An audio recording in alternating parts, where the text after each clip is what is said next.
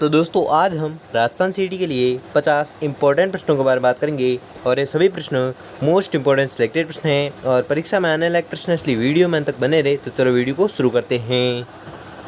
आपका पहला सवाल है कि राजस्थान में पुलिस विश्वविद्यालय किस जिले में स्थित है। तो आपको याद रखना है यह स्थित है जोधपुर जिले में। ठीक है, तो कौन सा विश्वविद्यालय? पुलिस विश्वविद्यालय। अगला सवाल है कि वृद्ध राजस्थान के प्रथम मुख्यमंत्री कौन थे। तो आपको याद रखना है यह मुख्यमंत्री थे हीरालाल शास्त्री। ठीक है, हीरालाल शास्त्री थे जो वृद्ध राजस्थान के प्रथम मुख्यमंत्री थे। अगला सवाल है कि गैर जिम्मेदार मिनिस्टरों कुर्सी छोड़ो आंदोलन अलवर में कब व किसके नेतृत्व में शुरू किया गया। तो आपको याद रखना है यह शुरू किया गया था 9 अगस्त 1946 को और किसके नेतृत्व में? शोभाराम कुमावत के नेतृत्व में। अगला सवाल है कि बीकानेर में जूनागढ़ के पास स्थित चोतीना कुआं को किस नाम से जाना जाता है। तो आपको याद रखना है यह जाना जाता है अनूप सागर के नाम से। ठीक है, कौन सा कुआं? चोतीना कुआं, जो किसके पास है? जूनागढ़ के पास है और बीकानेर में स्थित है। अगला सवाल है कि राजस्थान में कौन सा जिला अधिकतम मात्रा में इसबगोल पैदा करता है। तो आपको याद रखना है वह जिला है जालोर जिला। ठीक है, जालोर जिला है जो सर्वाधिक मात्रा में इसबगोल पैदा करता है। कौन? जालोर। अगला सवाल है कि जलदुर्ग गागरोन स्थित है। तो कहाँ पर स्थित है? झालावाड़ में। ठीक है, कौन सा दुर्ग है? तो गागरोन दुर्ग, जिसे जलदुर्ग भी कहते हैं। अगला सवाल है कि 19वीं शताब्दी का प्रथम इतिहासकार कौन था जिसने राजस्थान की सामंतवादी व्यवस्था के बारे में लिखा। तो आपको याद रखना है वह इतिहासकार था कर्नल जेम्स टोड। ठीक, कर्नल जेम्स टोड वह इतिहासकार था जिसने राजस्थान की सामंतवादी व्यवस्था के बारे में लिखा था। किसने लिखा था? कर्नल जेम्स टोड ने।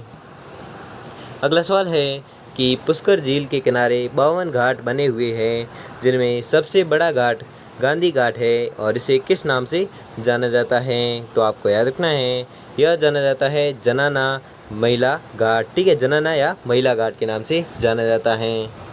अगला सवाल है कि राजस्थान में सबसे आर्द्र महीना अगस्त, न्यूनतम आर्द्र महीना अप्रैल है।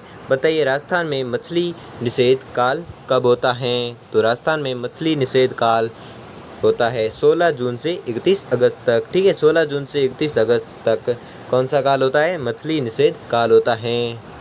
अगला सवाल है कि बोहरा समाज का उर्स कहाँ बढ़ता है। तो आपको याद रखना है यह बढ़ता है गलियाकोट में। ठीक है, अगला सवाल है कि कच्छी घोड़ी नृत्य किस क्षेत्र में ज़्यादा प्रचलित है। तो आपको याद रखना है यह प्रचलित है शेखावाटी क्षेत्र में। ठीक है, कौन सा नृत्य? कच्छी घोड़ी नृत्य। अगला सवाल है कि मीराबाई का मंदिर कहाँ पर स्थित है। तो आपको याद रखना है यह स्थित है 1 व 2 दोनों में। ठीक है, तो चित्तौड़गढ़ में भी है और मेड़ता में भी है। किसका मंदिर है? मीराबाई का मंदिर। अगला सवाल है कि संगीत सम्राट व माउंट एवरेस्ट ऑफ म्यूज़िक के उपनाम से जाना जाता है। तो कौन जाना जाता है? अलादिया खां। ठीक है, अलादिया खां है जो संगीत सम्राट व माउंट एवरेस्ट ऑफ म्यूज़िक के उपनाम से जाना जाता है। अगला सवाल है कि कोटा खुला विश्वविद्यालय का वर्तमान नाम क्या है। तो आपको याद रखना है इसका वर्तमान नाम है वर्धमान महावीर खुला विश्वविद्यालय। ठीक है, वर्धमान महावीर खुला विश्वविद्यालय है किसका नाम? कोटा खुला विश्वविद्यालय का नाम। अगला सवाल है कि शिक्षा के अधिकार का अधिनियम राजस्थान में कब लागू किया गया। तो आपको याद रखना है यह राजस्थान में लागू किया गया था 1 अप्रैल 2010 को। ठीक है, कौन से किसके अधिकार का अधिनियम? शिक्षा के अधिकार का अधिनियम। अगला सवाल है कि राजस्थान में डबोक एयरपोर्ट कहाँ पर स्थित है। तो आपको याद रखना है यह स्थित है उदयपुर जिले में। ठीक है, तो कौन सा एयरपोर्ट है? डबोक एयरपोर्ट। अगला सवाल है कि सनसेट के दृश्य निहारने के लिए पर्यटक को राजस्थान के किस नगर में जाना चाहिए। तो यह जाना चाहिए माउंट आबू में। ठीक है, सनसेट के दृश्य निहारने के लिए पर्यटक को राजस्थान के किस नगर में जाना चाहिए। तो आपको याद रखना है माउंट आबू में। माउंट आबू कहाँ पर है? सिरोही में है। अगला सवाल है कि राजस्थान में हस्ताक्षर वाला एकमात्र अभिलेख किसे माना जाता है। तो आपको याद रखना है यह माना जाता है बेणेश्वर अभिलेख को। ठीक है, अगला सवाल है कि राजस्थान का कश्मीर किसे कहा जाता है, तो आपको याद रखना है राजस्थान का कश्मीर कहा जाता है उदयपुर को। अगला सवाल है कि जयपुर के किस शासक ने सद्भावना यात्रा आयोजित की, तो आपको याद रखना है यह की थी सवाई जय सिंह ने। अगला सवाल है कि राजस्थान की उस रियासत का नाम बताइए जिसमें सर्वप्रथम संयुक्त राज्य अमेरिका के शक्ति पृथक्करण के सिद्धांत के आधार पर न्याय व्यवस्था लागू की गई, तो आपको याद रखना है वह रियासत है बीकानेर।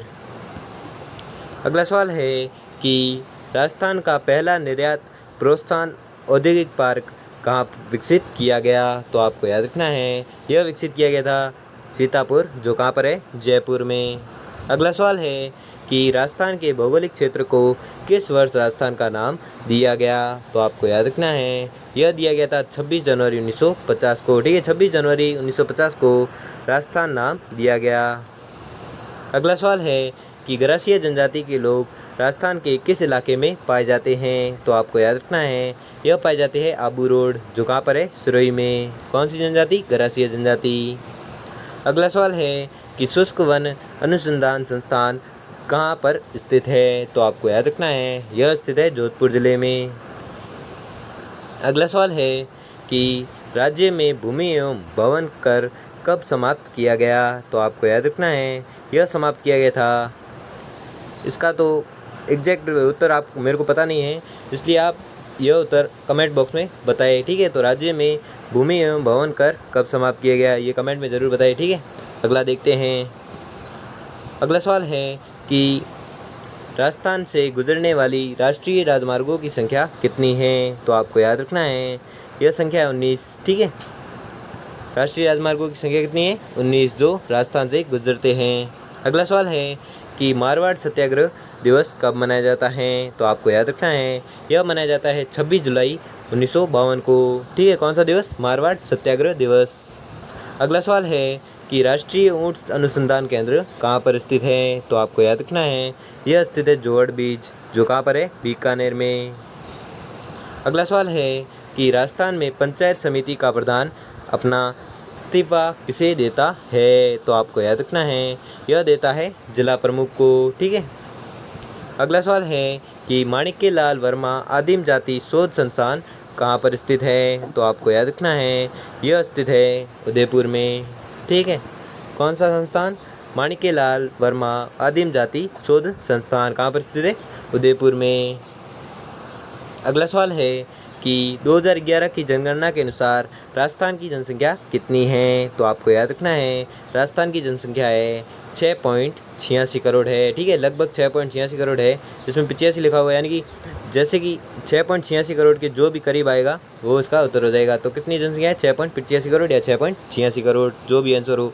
ठीक है, जो राजस्थान की जनसंख्या है। अगला सवाल है कि पशु पक्षियों को महत्व देने वाली स्कूल ऑफ पेंटिंग का नाम है, तो आपको याद रखना है उसका नाम है बूंदी शैली। ठीक है, अगला सवाल है कि घूमर नृत्य किस त्यौहार पर किया जाता है, तो आपको याद रखना है यह किया जाता है गणगौर त्यौहार पर। ठीक है, गणगौर त्यौहार पर कौन सा नृत्य किया जाता है, तो आपको याद रखना है घूमर नृत्य किया जाता है। अगला सवाल है कि गरीबी हटाओ का नारा सर्वप्रथम किसने दिया, तो आपको याद रखना है यह दिया था इंदिरा गांधी ने। ठीक है, इंदिरा गांधी ने नारा दिया था क्या, गरीबी हटाओ।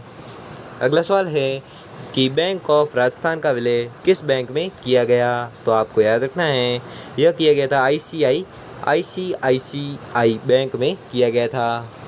अगला सवाल है कि आदिवासी सभ्यता में लोकाई का आशय है, तो लोकाई का आशय क्या है, मृत्यु बोझ।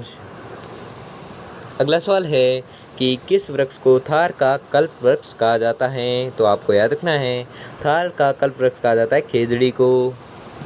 अगला सवाल है कि पीवड़ा प्रजाति है, तो आपको याद रखना है पीवड़ा प्रजाति है सांप की।